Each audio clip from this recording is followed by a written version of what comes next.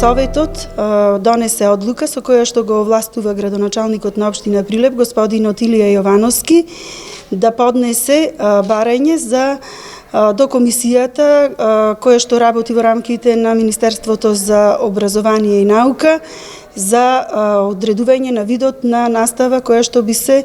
одржувала во училиштата, основните и средните училишта во општина Прилеп. Исто така на оваа седница фокус беа извештаите на основните и средни училишта од општина Прилеп за учебната 2019-2020 година, како и програмите за работа на основните и средните училишта, како и основното општинско училиште Теодор Михајловски Оцка, тоа е музичкото училиште, програмата за работа за учебната 2020-2021 година. Исто така на оваа седница се комплетираја комисиите, редовните комисии кои што работат во состав на Советот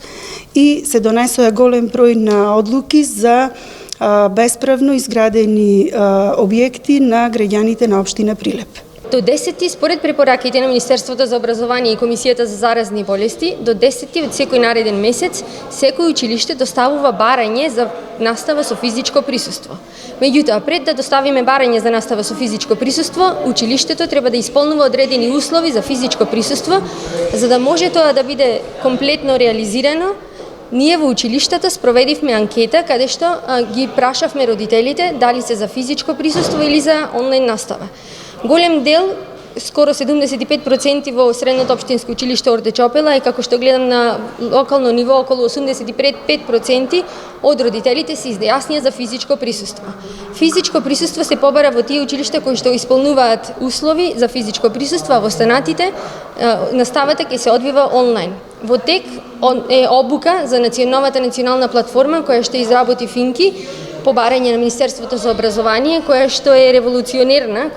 како досега што сме немали национална платформа, која што би ја користеле наставниците и учениците во нашата држава. Лесна е за употреба, во момент е обука за националната платформа, значи има 33 национални обучувачи на националната платформа, кои што обучија наставници и професори од сите основни и средни училишта во нашата држава и тие обучувачи во тек изведуваат обука секој во своето сопствено училиште на наставниците на наставниот кадар. Обуката е веќе во втор ден, има уште еден ден од обуката. Лесна платформата, бев и јас учесник на националната платформа, на дел од обуката за националната платформа и можам да ви кажам дека е многу лесна и корисна за употреба. Зашто нуди многу можности за наставникот, нуди многу можности за ученикот, се е лесно и достапно и се надевам дека ќе биде успешна за користење понатаму во оваа школска година, не само во оваа школска година, зашто ќе биде успешна за користење за секогаш во нашата држава. Во средните стручни училишта, да напоменам, дека наставата ќе се одвива со физичко присуство, условите ги исполнуваме, постојат протоколи кои ги добивме од Министерството за образование, заедно со Центарот за средно стручно образование, изготвија протоколи за изведување на настава со физичко присуство и ние сме спремни, почитувајќи ги сите протоколи, има алгоритам според кој треба да се однесуваме доколку се јави случај на заразен со COVID, имаме соба за изолација во нашето училиште, ставивме насоки и залепивме точно насока и според протокол како треба секој да се однесува што влегува во нашето училиште, да се мери температура, на кој начин